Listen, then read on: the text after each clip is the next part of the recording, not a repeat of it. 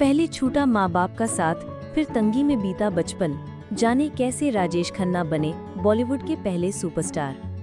बॉलीवुड की दुनिया में सितारे आते हैं और जाते हैं, लेकिन कुछ ऐसे होते हैं जो कभी फेड नहीं होते।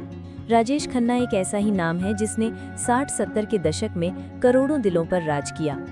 आज जब हम उनकी जयंती मना रहे हैं तो ये ज़रूरी हो जाता है कि हम उस आम लड़के की असाधारण कहानी को जानें, जिसने तंघाली और संघर्ष के बीच अपने अभिनय से इतिहास रच दिया।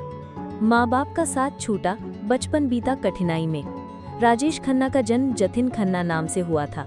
बचपन से ही उनके जीवन में कठिनाइयां हावी रहीं। भारत पाक विभाजन से पहले उनके पिता एक शिक्षक थे, लेकिन बंटवारे के बाद परिवार को अमृतसर आना पड़ा और यहीं से आर्थिक समस्याओं की शुरुआत हो गई।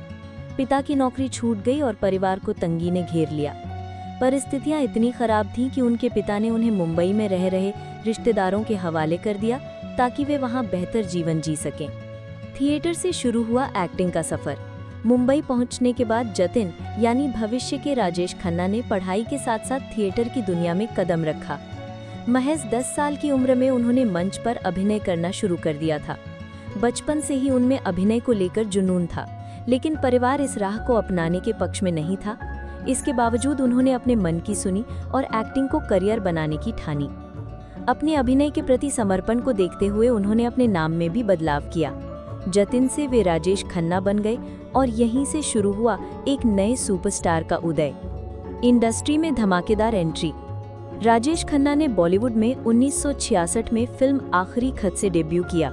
पहली ही फिल्म से उन्होंने अपनी अभिनय की छाप छोड़ी, लेकिन असली पहचान उन्हें फिल्म राज से मिली, जिसने बॉक्स ऑफिस पर तहलका मचा दिया।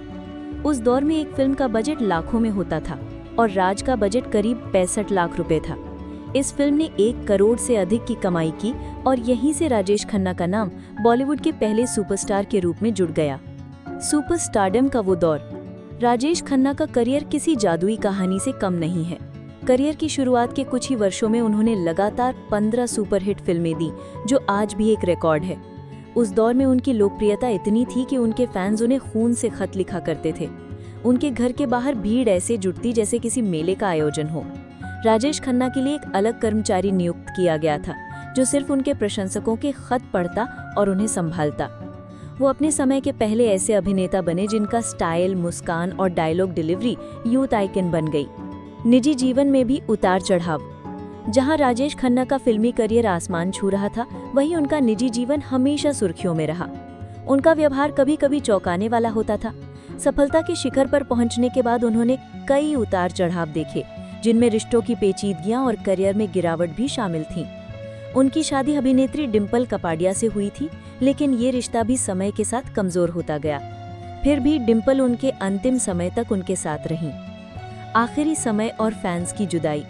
राजेश खन्ना ने जुलाई 2012 में दुनिया को अलविदा कह दिया। उनके निधन से पूरा देश शोक में डूब गया।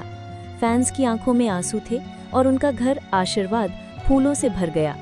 लेकिन उनका सिनेमा में योगदान आज भी जिंदा है। उनकी फिल्में और उनके निभाए किरदार उन्हें अमर बना चुके हैं। क्यों कहा गया उन्हें पहला सुपरस्टार?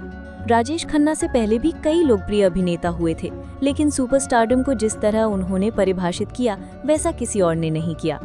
उनका हर फिल्म में अलग अंदाज, खास अंदाज में डायलॉग बोलना, स्क्रीन प्रेजेंस और आंखों से भाव व्यक्त करने की कला, ये सब उन्हें औरों से अलग बनाते थे।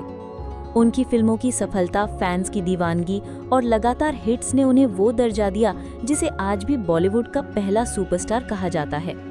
राजेश खन्ना सिर्फ एक अभिनेता नहीं थे, वो एक युग थे। उनका जीवन इस बात का प्रमाण है कि अगर जुनून सच्चा हो तो परिवार, अकेलापन या संघर्ष भी मंजिल पाने से नहीं रोक सकता। जतिन खन्ना से राजेश खन्ना बनने की इस प्रेरणादायक कहानी को आने वाली पीढ़ियों तक पहुंचाना जरूरी है, ताकि हर युवा ये समझ सके कि सफलता पाने के लिए हालात नहीं, हौसले चाहिए।